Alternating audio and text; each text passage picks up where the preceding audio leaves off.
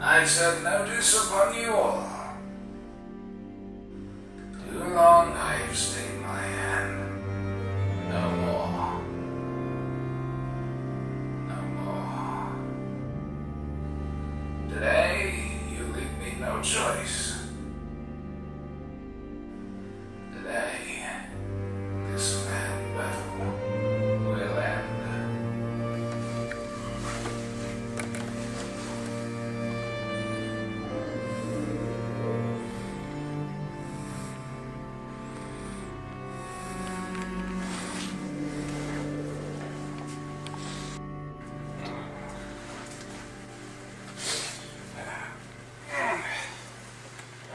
Come on, chat. Only a few more battles left. Oh.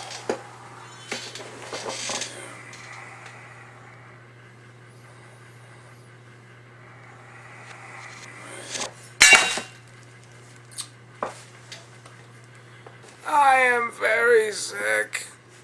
Yes, I have contracted some sort of terrible virus, which has made my voice very fragile and annoying, which has sadly put me out of commission for some time. Thus why there hasn't been many new videos. I was considering simply staying out of the game until this had passed. But I have spent too long away from the review set, and it's about time that I came back marching in to give another history lesson about everyone's favorite sci-fi program. It's time to set that clock back once again, this time to a more recent year, the year 2007. Bob Barker steps down as the host of The Price is Right. Halo 3 is a market hit, breaking industry records. The governor of Georgia declares a state of emergency after a hefty drought, and a billion other things listed on the Wikipedia page for the year. But across the continent, Doctor Who has just hit its third revived season. More importantly, marking one of the biggest transitions that the show has had to make up to this point. A world without a single little Rose. Rose Tyler left at the end of the season before this one, and while the program had previously proven that it could keep marching along after a major change, this was still going to be a significant thing to overcome. So how did the show do? Series 1 is a brilliant collection of beautiful stories that really only have one big flaw. Series 2 has weird character arcs, but is stuffed full of episodes that are just meh at worst and great at best. Series 3, however, has a lot more episodes which I can easily say aren't the best things that I've ever seen. Honestly, a lot of these episodes kind of meld together in my head. They're more forgettable than bad. But most important to this was this season's version of Bad Wolf, Vote Saxon, which had built up a mysterious force running for public office in Britain behind the scenes. A few weeks before the start of the gripping finale, the big twist at the end was spoiled online, but this didn't stop us from striding forwards in anticipation. So there we are, Series 3. Let's not waste any of this summer sun. This is Quinton Reviews.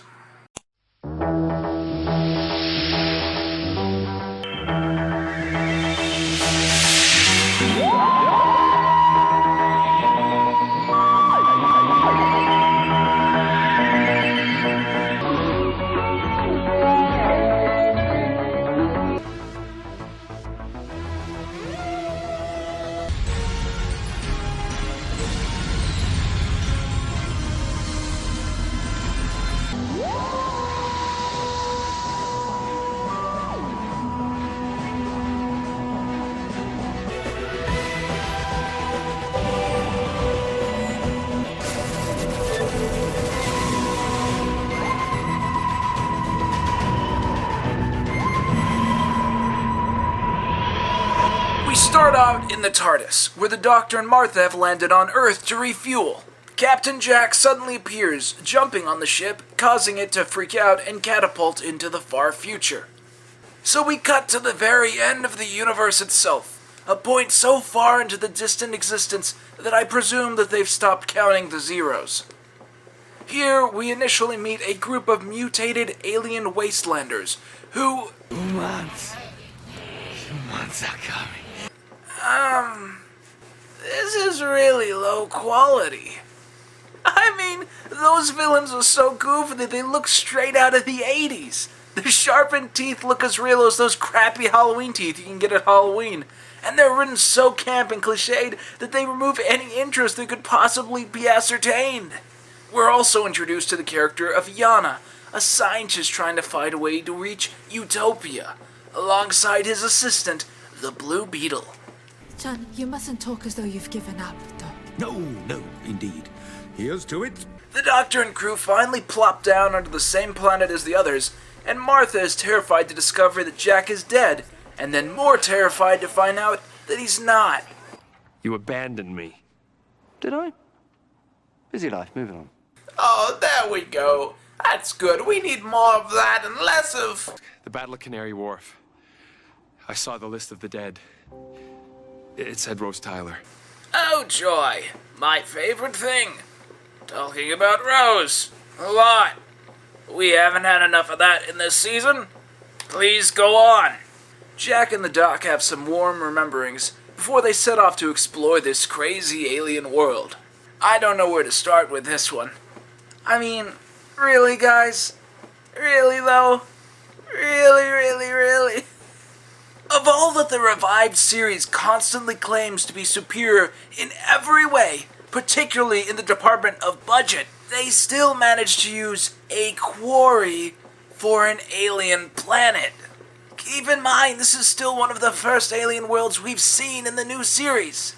Series 1 had no alien planets. Series 2 was the first to have an episode set on a planet besides Earth, and it was literally called New Earth. So all this time we've been waiting to see an alien planet that isn't Earth, and it's essentially the same set they've used on their show for the past 50 years. Yet I am supposed to perceive that because the new series has CGI animation, the special effects are somehow vastly superior. This is not the case. Model shots will always come across as more believable than CGI when done correctly. Many of you will try to counter this argument by pointing out the model kit props used in the 70s and 80s, but those were not quality as doing it right. I'm talking about Back to the Future models, which were considerably larger than average models, thus seemed more realistic. The special effects crew in the Cold War also used a model submarine, and that story had extremely successful special effects because they looked real. CGI, on the other hand, will almost always look terrible in terms of being a special effect, especially considering the BBC, who even in the 21st century clearly don't like spending money on things. Not if you're blonde. Oh, she was blonde. Oh, what a surprise. You two, we're at the end of the universe, right? Right at the edge of knowledge itself, and you're busy blogging. It's weird for the Doctor to get all antsy about other people being all mean girls about his attitude. This is the equivalent of talking about your ex so often that your friends start roasting you over it. It's a tiny bit mean-spirited, but you kind of deserve it. Is that a city? It just looks like a canvas painting to me. I mean, really, the perspective on that shot is really weird. Life will find a way. Well, he's not doing too bad. Look out! They're lightly jogging towards you! So the Doctor, Jack, and Martha see some dude being chased off by the mutant horde and decide to join in.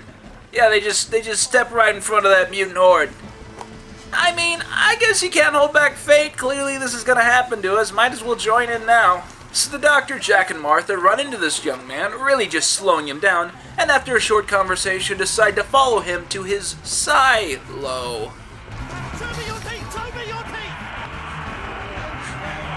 Well, I guess dental hygiene's really important in the future of diplomatic relationships.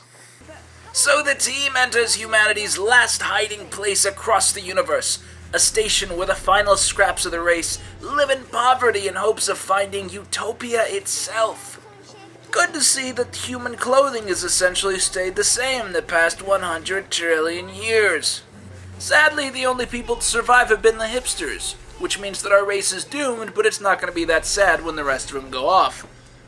The Doctor meets up with Yana, who it turns out has been trying to get the big rocket built inside the camp to work without any success. The Doctor thinks that he can figure out a workaround. I wonder what would happen if I did this.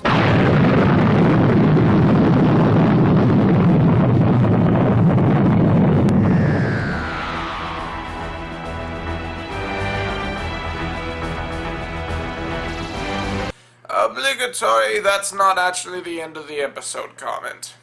Shrug and wink. I am very, very sick. And thus the humans prepare to board the ship and set off to find a new home to call their salvation. As this occurs, Martha talks to the Blue Beetle and discovers that she has a crush on Yana, because of course she does. Russell T Davies saw the entire universe as one giant romantic sitcom, and if 880 years of age isn't going to stop the Doctor from seeing a figure as anything but a love interest, I don't see why an alien raised by an old man could see him as anything but, Habad. Definitely nothing off the top of my head, as it were. Upon talking to Yana about his life, she discovers that he has a watch which he has carried his entire life, just as the alternate Doctor had possessed when he became human. Martha realizes that this must mean that he is a Time Lord only disguised as a human, and excitedly runs off to tell the Doctor. And with that, Yana becomes self-aware and begins hearing the voices of previous incarnations within his own mind. As he opens the watch, Yana dies. As his replacement begins to attempt to sabotage the launching of the refugees off the planet, the Blue Beetle decides to strike back. Yana thinks that it's about time to finally get rid of her. Then who are you?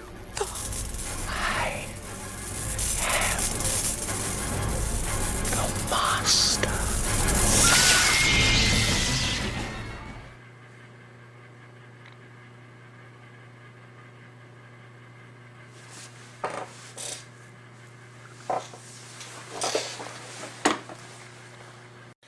Can I really do this? Sentence a story to death when I enjoy it so much? I can't believe that I'd forgotten how enjoyable this story was. Every aspect, the slightly dark yet uplifting tone, the interesting story which reintroduces one of the greatest villains in the show's history, the subtle callbacks to the past, and of course, the actor, who has played the Master before, and in time could prove to be one of the best ever chosen for the role. This story is near perfection. Can I really continue this review? What? How'd you sneak down here again? Calm down, it's just a cat. Oh. Who are you? Who do you think I am? Some guy that broke into my house? Close, but no cigar. Then who the smeg are you? I am the spirit of the Doctor Who.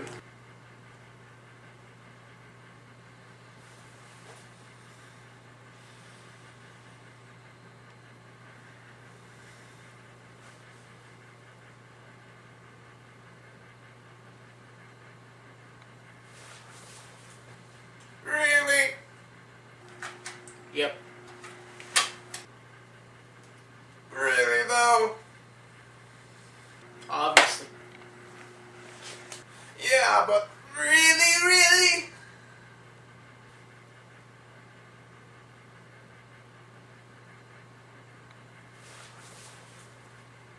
No, I just broke in here.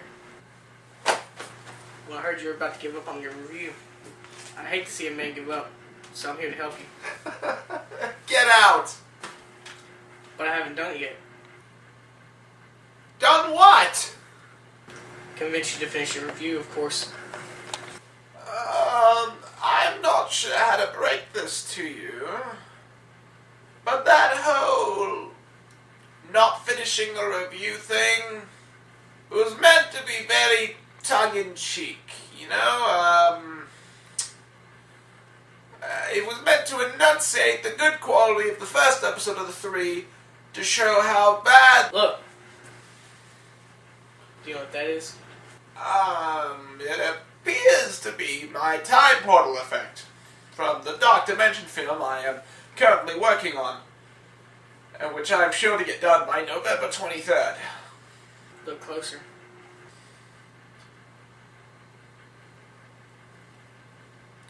Hey, if you're just some guy that broke in, why do you still have superpowers? Okay, fine. Is that me? It's you from the future. 3 years from now, you still do reviews and you're growing fast, but something holds you back. Look at your reaction to learning that you did not finish this. Why do this to yourself, my friend? Like I was saying, I was about to go finish the review before you interrupted me. Perhaps you should take a closer look. Listen here, Ghost of Christmas Past. Oh yeah.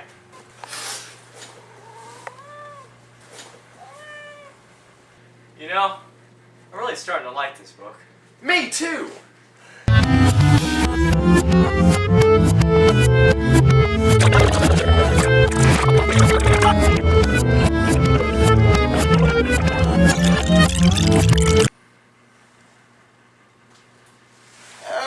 whatever. I'm just gonna get down and finish my December 2013. Here we go, June 2013. Started filming. Who's that? Why is he sitting in my review chair? I started filming the Master Trilogy review? Hold on a second. Are you telling me that somewhere between my 8th video and my 9th video, there is a new video previously undiscovered which does not contradict anything that we've seen on the channel so far, cannot be denied, but has not been set up to this point, that now exists in an incomplete form that I have to hunt down and finish myself? Ah, crap. Is he still talking? Yes, and I have no idea what he's talking about. Alright. Wow, and now he is just laughing. And you can't just jump in and join in on the laughing. I mean, did he make a joke? I don't know. Crap. This is serious levels of awkward. Ah, well, I guess I'll just hang up. Hey man, gotta go, gotta finish this review, bye.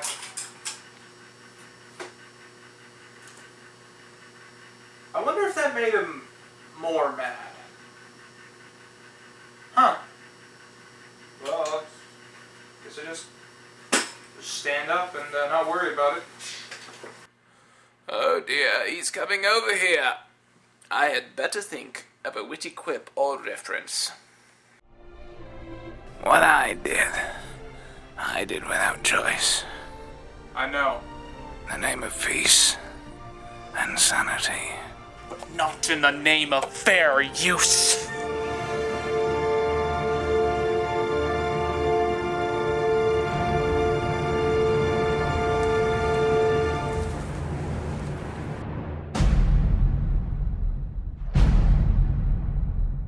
Well, that went well enough. Hello, Quinton of the future. You must pardon my intrusion. Shut the fuck up! Pardon me? You come in here, trampling all over my house, bringing in your cringy references and your awful impersonations, trying to drag down my show to your level once again. I ain't gonna stand for it. I mean, to think I used to be at your level. That I couldn't even finish a simple review. Well, I was about to, when, as I was explaining... If you would just finish the video, I wouldn't have to do this right now. I wouldn't have to acknowledge you. Alright? We wouldn't be doing this right now, I'd just be staying the course. But instead, here we are.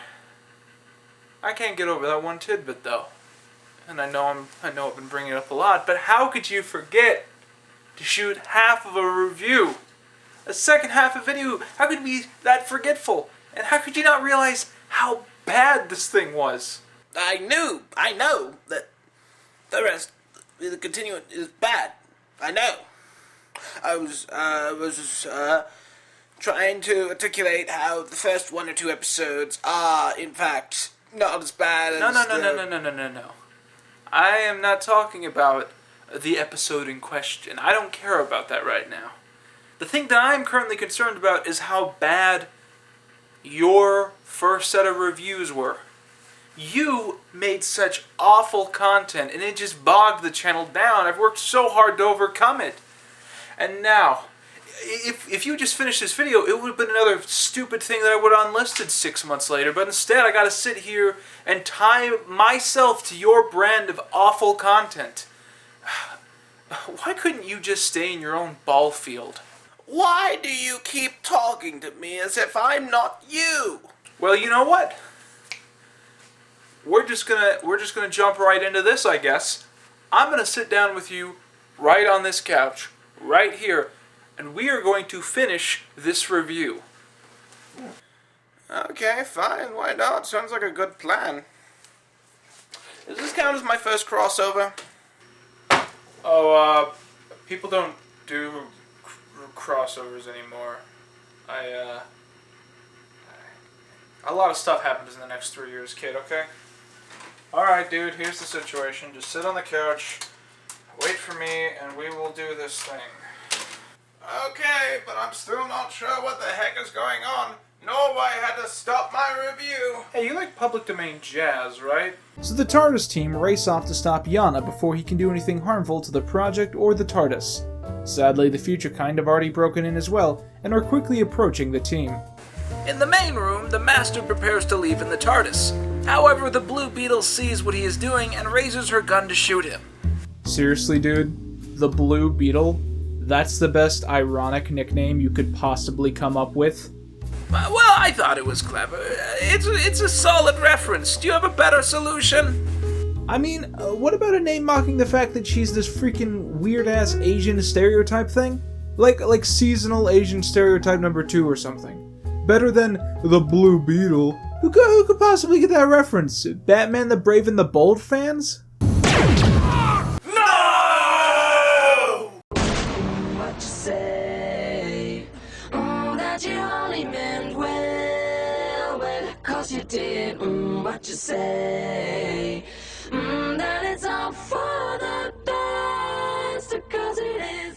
The greatest master to ever be put on our screens has been shot. Yes, and with only 3 lines of dialogue. Which I guess means we can't really call him the best, but you know, he was alright. Killed by an insect. A girl. Ha! Sexist line! Moffat is sexist! What? Oh, it's a new fandom rule, you see. If a show that Moffat has any particular connections to says or has a sexist moment or line, then it's his fault, because Moffat is sexist. That doesn't make any sense. Moffat didn't even have any... Nope, still Moffat's fault. Is the future really worth living for? Hello, darkness, my old friend. I've come to talk with you again. This scene manages to show off a lot of the problems that I have with New Who Regeneration. Regeneration was always about gaining new life after you've basically been killed. But in the new series, it always feels more like a minor inconvenience. Yana reacts to getting shot in the chest with a gun like he's got a nasty hangnail, as if having to die is just a willy-nilly annoyance that otherwise isn't that much of a struggle. Seriously, imagine how contrived you would find this scene if the process of regeneration wasn't involved. Someone just standing around being mad about the fact that they have just been shot in the chest. The Master decides to allow himself to regenerate, accidentally leading the future kind to the Doctor and his companions. And it is here that we finally meet the man who will serve as our master for the next 2 stories.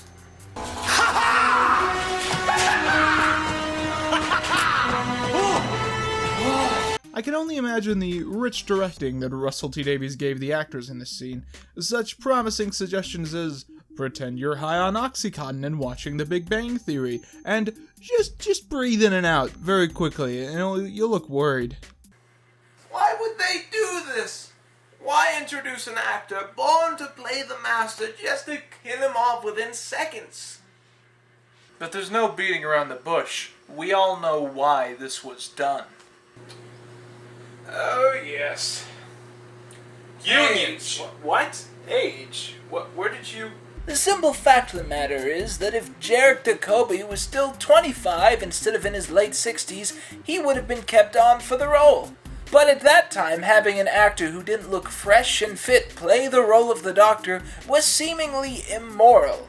I mean, how is the audience supposed to ship the main villain with various other characters if he looks like a gross old man?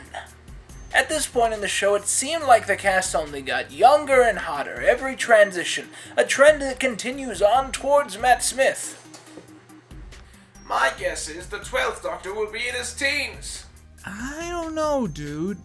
The way I see it, you're not considering how this storyline would have been produced. It wouldn't have been created in a linear fashion as we're seeing it, but rather certain concepts would have come about first. What the Master does in the following episodes are what likely came before anything that happens in Utopia, and for both of these storylines to work next to each other, the Master would need to look like a different man.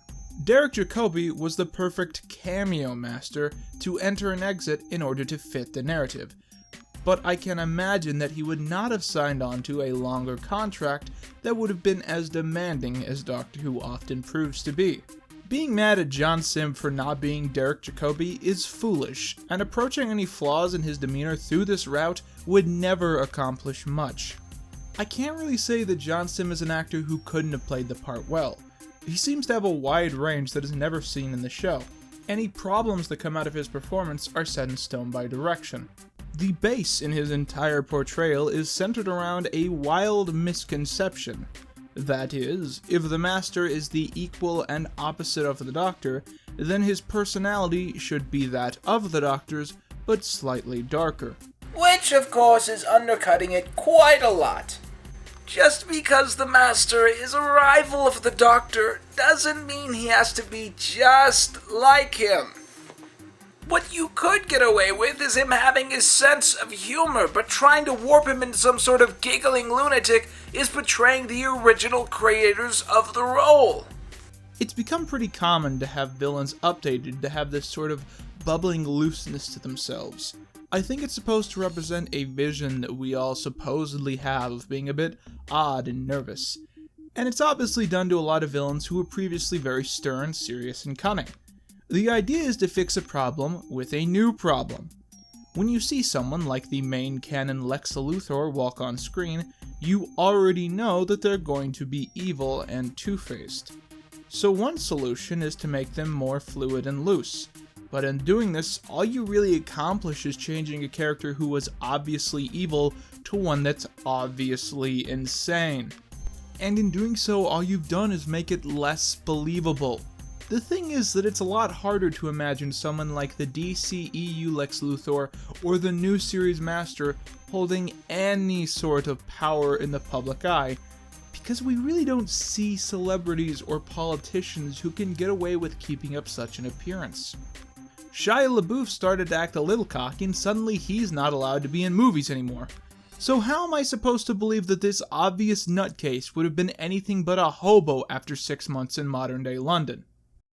Episode 2 begins with Jack, the Doctor, and Martha landing in modern-day London. There they discover that the Master has become Prime Minister of Britain, and despite the fact that this is clearly a very bad situation, I can't help but feel like it's still better than what the UK is dealing with right now.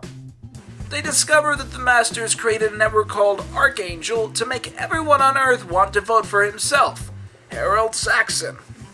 So what? He used media sound waves to brainwash everyone into thinking that he's a nice guy who stands for everything that they believe in without anyone actually knowing any of his policies?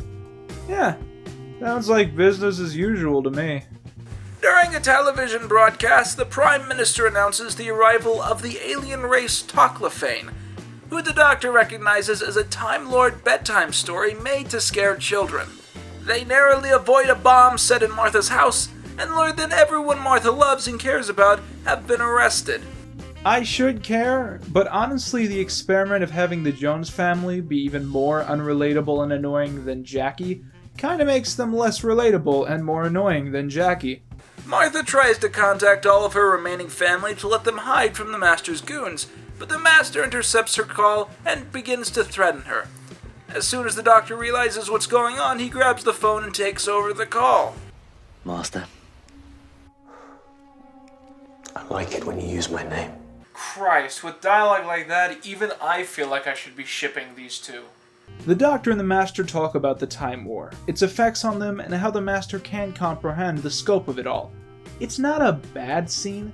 In fact, it's probably one of the best in the episode. But it kinda cuts in half a very intense storyline for a little payoff. But unlike many of the obnoxious scenes in The End of Time, at least this scene isn't too hard to sit through. What people are gonna show up expecting me to talk about, however, is not this, but rather one of the most infamous retcons in Doctor Who history. The drumming. Can't you hear it? It's revealed in this discussion that the drum beats in Yana's head are not a temporary effect of the chameleon arc, but it's revealed here that the Master has always had this drum beat in his head, since he was a small child. Wait, so from like the very beginning? Yep, Delgado, Ainley, Beavers, all the way through. But that seems fairly unrelated to any of the Master's motivations. All his thoughts on power and his relationships with the Doctor? Oh yeah, all caused by him having a headache and an earworm. Man, it makes sense to me. I think you're reading into this a little too much. Huh. The TARDIS team uses their 3 keys to disguise themselves so that no one will notice them if they don't draw attention to themselves. Due to some complex mojo jojo, Hey! the introductions of the Toclafane to the human population is moved to an aircraft carrier above London, and the President of the United States takes charge of the transmission. Jack manages to get them onto the aircraft, where we get to embark on more of this season's favorite thing: awkwardly filmed running sequences.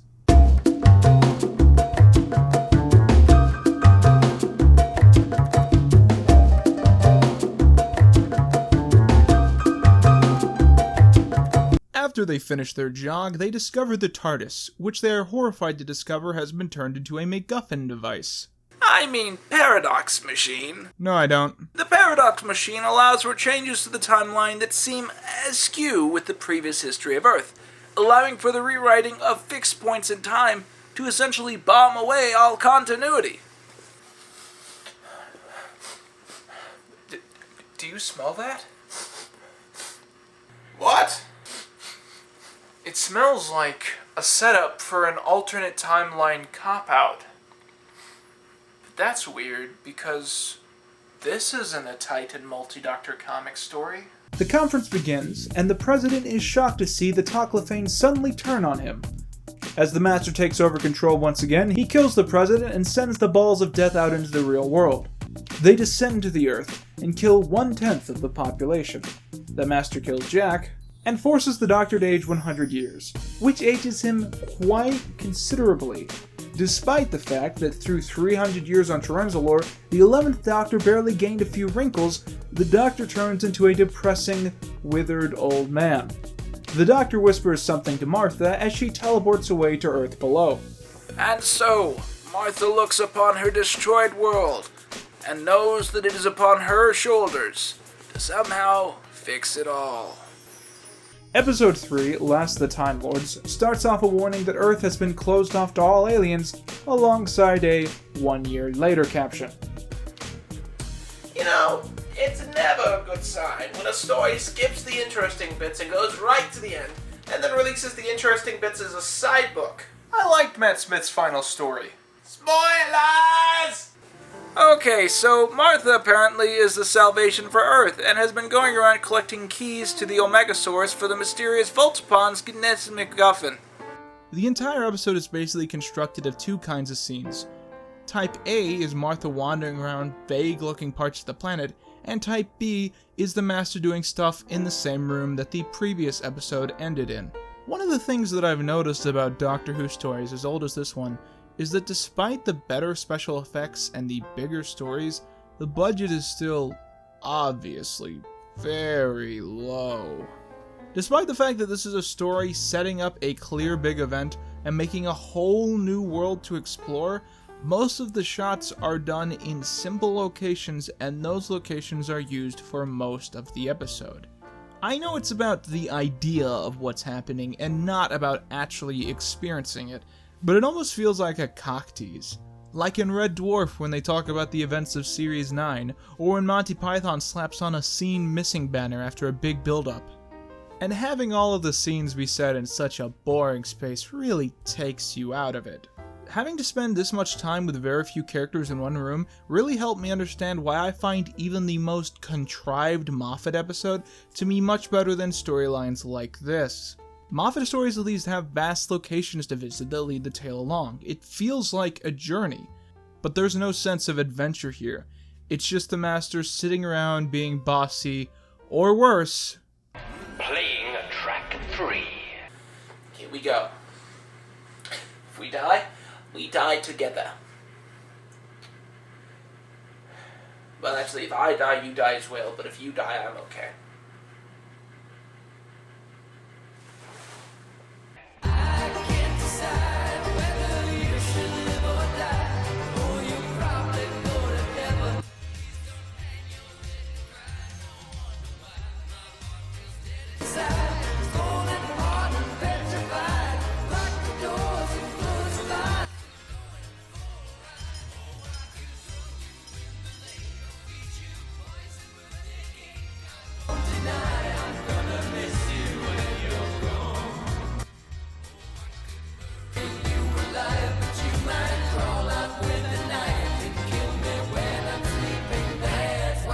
It's coming. I can't turn it off. I can't stop it. It's ready to rise, Doctor. The new Timelord Empire. It's good, isn't it? Isn't it good? Anything?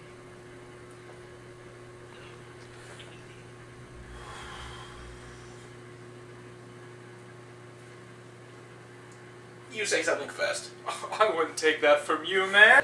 No, you can have the honor. Well, it's technically your review. Well, you were the one who insisted I do it.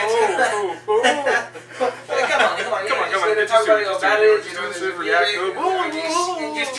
the bit. Come on, do it. I will review the scene. But you have abandoned your post, and I will never forgive you.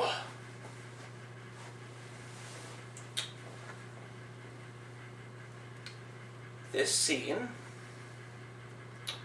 is really bad. That's all you got. I was just getting started! He's right though. There are some things out in the world that are so bad that having to describe them as mere mortals with so few words, it's quite a daunting task. And trust me when I say that this moment is definitely high on the list. How can we enunciate anything wrong with such a moment that loathes itself in a quality so terrible no man would dare touch it with his bare hands? I dislike the music. What? No, it's more than that. It's an obnoxious, overdone, stupid scene. It spits on whatever class and character the Master had in the original story. Imagine this allegory.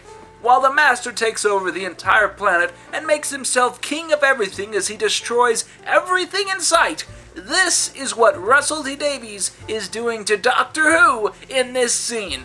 It is atrocious, stupid, and pointless. In short, it is the worst scene in the history of Doctor Who. You really do exaggerate things to impossible standards. Thank you. Wait, what? Martha sees a part of London turned into a shipyard, and avoids the vision of Tutaklefane who would have killed her.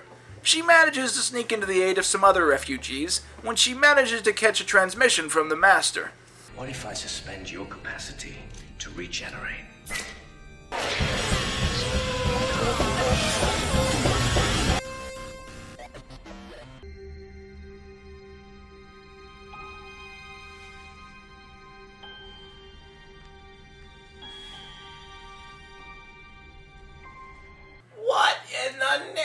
of Sidney Newman is that? Was that a fetus version of the Doctor? Why does it have anime eyes? Why does it exist? One of the weirdest things that this story tries to do is to make the Master out to be sort of a douchey kind of guy. We had that mildly misogynistic bit of dialogue before, and the Master also flirts with one of his secretaries in front of his wife. Lucy, have you met Tanya? She's gorgeous. Tanya, when we go to the start... This plotline seriously undermines the character of the Master's wife. My interpretation up until my latest viewing was that the Master's wife had turned on him because she realized that he had manipulated her and she was disgusted with the genocide of the human race. Or perhaps, at least that she's gotten bored with standing in the same room for an entire year! But apparently she hates him now because she's just over the relationship. Whatever, man. Whatever you say. I trust your judgment. Alright, bud. You might want to cover your ears for this one. Potential spoilers for the coming season ahead. Oh, thank you. Alright, proceed. Alright, you want to know the main reason why this Master sucks and the next one doesn't? They have all the same add-ons and benefits, but they're attached to different cores. Missy is inspired by Delgado, and Sim is inspired by Anthony Ainley. Now, I'm actually a strong defender of Doctor Who in the 1980s, but the Anthony Ainley Master was pretty confused and not well understood for many of his stories. Just to clarify, it's only the writers, it is not the actor's fault in the slightest. The original Master was an anarchist who sought to manipulate his way through various personal plans and visions, but he kept a personal level with the Doctor, being childhood friends with him, and in the most dire of situations, the two would often put aside their differences to work together. If the universe or Earth was going to be blown up, the Master would likely switch sides at random points. Ainley, meanwhile, was constantly the leader of plans to implode the universe, or, yes, the Earth, and I only recall one instance of him realizing that this would also mean that he would die. He suddenly was very open about his plans to kill the Doctor in cold blood. The fact that these two were once friends would occasionally still be brought up, but more for the chance of continuity or for a line that sounds nice on paper that would go into a nice little fan compilation. It no longer defined any of his motivations. Hey, the spoiler's over yet? Well, one more second, dude, I'll tell you. Missy still sets out to do big evil ploys and is still a murdering psycho, but her motivations are centered around the fact that she still sees the Doctor as a friend. Sim doesn't do anything of the sort. He openly tortures the Doctor and pushes him right to the edge of death. And yet right afterwards we're supposed to sit down and have a little poached moment of the two talking about how good pals they are. Life on Gallifrey. What a sweet little moment. Dem feels, buddy. Dem feels. It doesn't work! It feels like you're having this scene because you like the idea of having these sound bites floating around in the air. It doesn't feel like there's justifications for any of these things to be happening. And the Doctor's still a fetus, and I still hate looking at it. Please get it off the screen! Spoilers are done. Oh, thank you. Martha and her troop capture a Toclafane and open it, discovering the dark truth inside. It's really Newt Gingrich! Alright, they're humans from Utopia, but to be fair, that would have been a much cooler twist. Martha reveals that since their original encounters with the Master, UNIT has constructed a gun that would universally kill any Time Lord without the chance of regeneration. She apparently has been going around the planet collecting the pieces so she could finally kill the Master. She continues hunting for the final pieces, but the woman that she had met up with before has sold her out to the Master, and she is forced to go with him or else he will kill the innocents protecting her. Then the Master begins his plan to launch missiles into space to, turn the universe into a black hole or something. I'll be honest, I wasn't paying too much attention. And so it falls to me, as Master of all, to establish from this day a new order of Time Lords. From this day forward. Is that plinky guitar music? My word, our heroes might still win after all. Yes, it appears that the countdown isn't to the end of the universe, but instead to the team winning despite all odds. Instead of gathering up some non-existent gun to stop the Master, Martha has actually been telling people about the Doctor and his greatness. And as the clock hits 0, around the world, people think of the Doctor and pray for him to rise again. And he does, resurrecting himself to finally take on the Master, once and for all.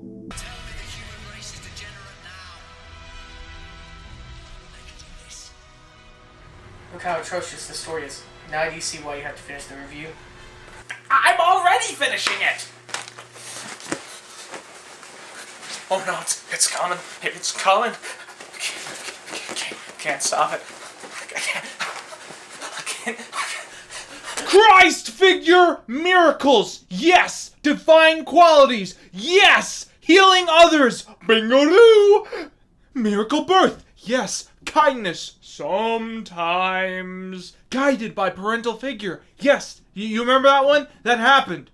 Christ pose? More often than I would like to admit. Death followed by resurrection! Do I really need to answer that one?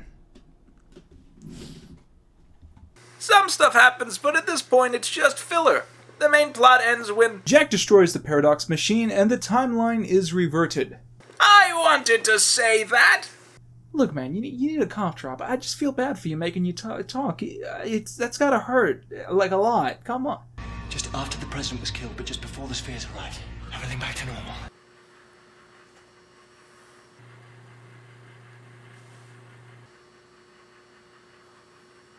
Before the spheres arrive. But after the spheres killed the president. Oh, I think so. Because all those things, they still happened. Do it. Because of him. Do it! Just do it! I saw them. Don't let your dreams be dreams.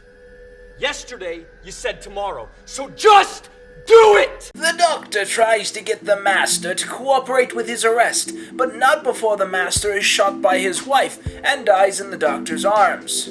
So now bullets hurt. I see. The Master refuses to regenerate, leaving the Doctor without his best friend to help him along. Oh, this scene is so overdone, and I cried the first time this aired. Oh, Passional, don't tell them that!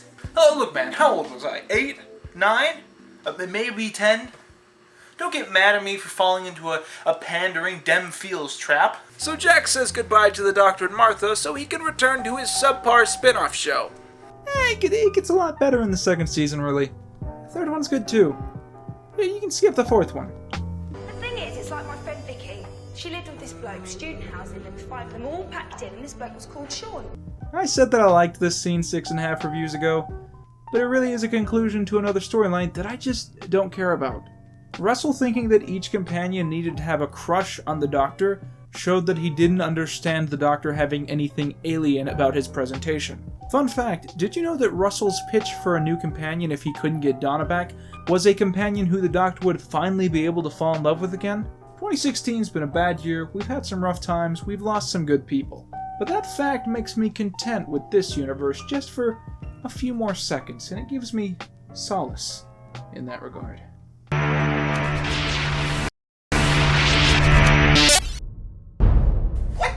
Why is it rewinding?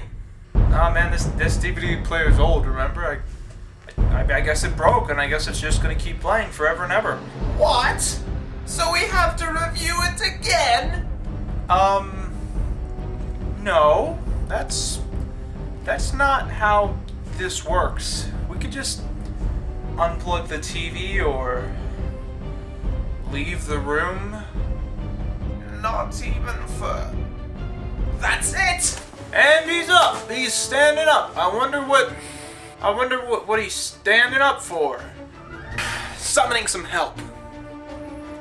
Hey, it's that portal effect from that Dark Dimension fan film I was doing a long time ago. Yes, it's a... Did you finish that, by the way? Oh no, man, that bitch sunk like the Titanic. Seriously, dude? But you're absolutely right. Not even the two of us are big enough to do this together. I want the record to show that I never said anything even resembling that statement.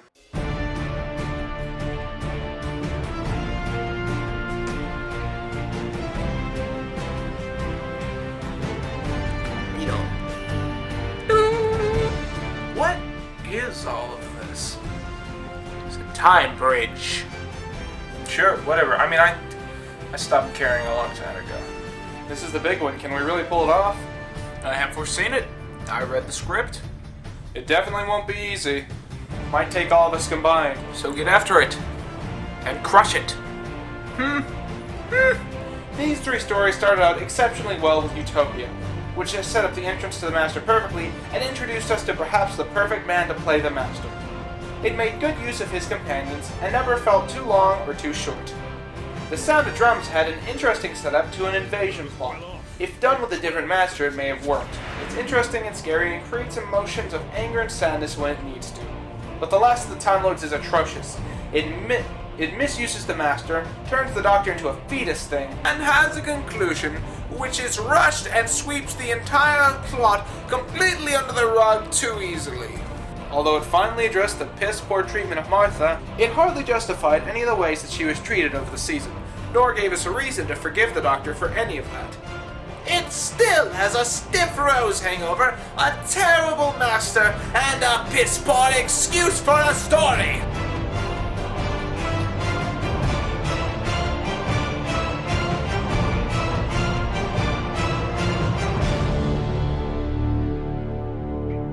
What am I doing? No. How do you stop this thing? We actually defeated the episode. I mean... Rewatching these episodes, for the most part, they're not as bad as I used to think that they were. I don't like them. I'll even say that I hate them. But I can see why other people would like them. Even the younger me here will admit that Utopia is pretty alright, but I also don't mind the Sound of Drums that much. It creates a unique setting for the cast to be in, and it has some good tension. Sure, setting so many of these stories where you can't deny alien intervention is not healthy for the expanded universe, but that's a problem with the entire era. Last of the Timelords is the only thing that I really despise. Some of it comes down to the fact that the slim amount of sets really take you out of the supposed grand adventure. Another aspect is that a lot of these storylines are not only contrived, but also don't go anywhere. But it's mainly that it's an alternate timeline story. And alternate timeline stories should be exclusively reserved for mid-season fillers and overall forgettable secondary canon stories. Stuff like this is why the Russell T Davies era desperately needed a planet other than Earth for a setting. Because there are so many stories that are not going to work on Earth that could be cool, and trying to do them anyways is just a bore. But I can live past this and forget about it. It's not as cringy as I had made it out in the past, and I can see you're relating to all these PCV cement molds of what are supposedly well-rounded characters. And if you enjoy the storyline that we never actually see, good for you. Maybe I'm getting too young for this stuff. It seems like too many of my videos end with me passively saying nice things about the bad things that I look at. I'll just have to try and improve on that in my next review. Yeah, but I guess we really wrecked that review. We really showed that piece of fiction, what ho! Hell yeah, Batman! And it's all thanks to the spirit of Doctor Who. Thank you, homeless time traveler. Okay, look, dude, you stay here. I'm gonna go get us some drinks and we'll celebrate.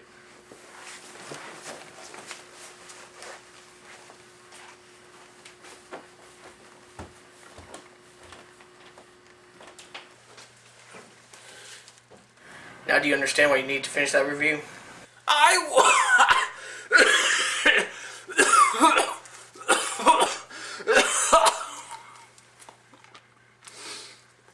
I was working on finishing the review when you did this all to me crazy for the last time. Nevertheless, thank you. Now I must return you to the past with your memories wiped. What? Why must all my memories be wiped?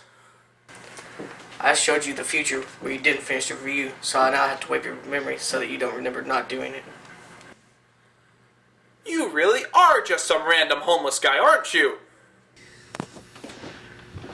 Alright, so turns out we didn't have any drinks, so I made some toast, you know, because I kind of forgot what I was doing.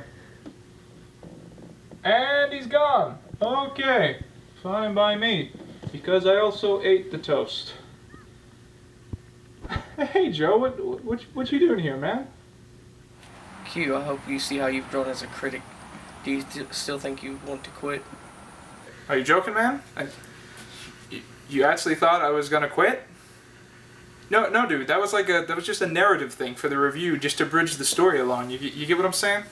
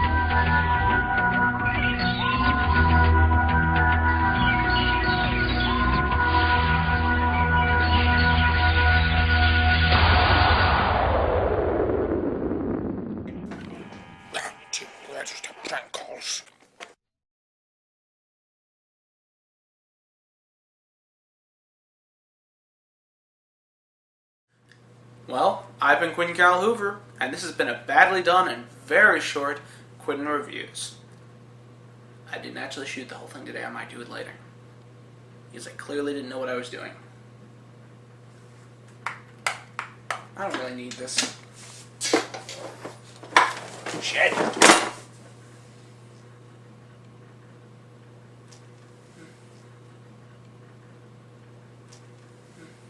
Baby, don't hurt me. Don't hurt me no more.